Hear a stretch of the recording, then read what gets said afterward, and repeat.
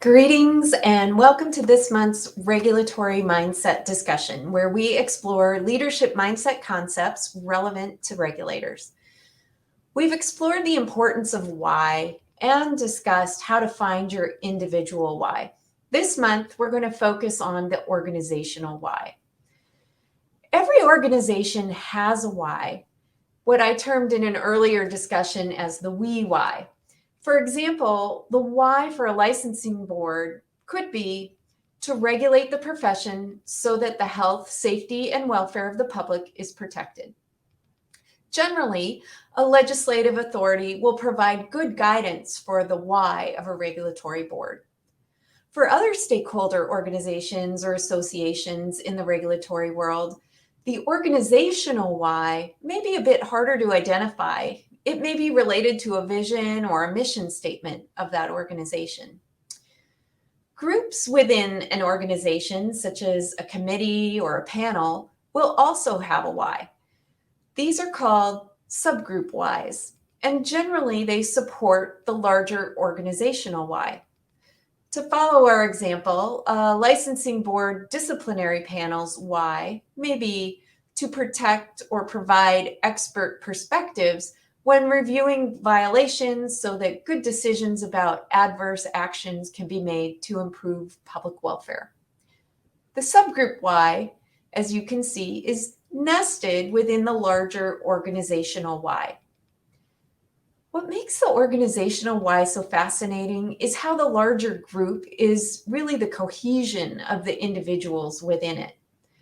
Each individual's why, what I had termed our I why, is nested within that organizational why. For the volunteer work we do in the regulatory community, the alignment of the organizational, subgroup, and individual whys are generally emphasized in the aspect of the impact of the work that we do, such as the service to the greater public good. Organizations with clarity of why tend to perform well. Subgroups with clarity of why that's nested tend to be efficient, productive, and enthusiastic about the work that they do in that group. The challenges of alignment of the whys can often occur when there's a lack of clarity or a lack of alignment of an individual why with that of the subgroup or the organization. This could easily happen when maybe there's a misperception of the work of the board by enthusiastic volunteers who may be focused on the impacts for their profession versus the impacts for the public. Alignment can absolutely be readjusted through a deeper dive into our individual why, or a clarification of the organizational why, and also through education about the roles and functions of the regulatory community.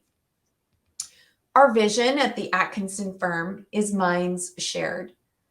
Our why is to inspire the regulatory community through the education of government and relevant stakeholders to promote regulatory excellence.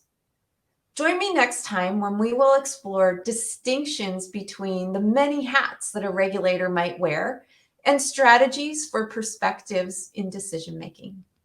We'll see you then.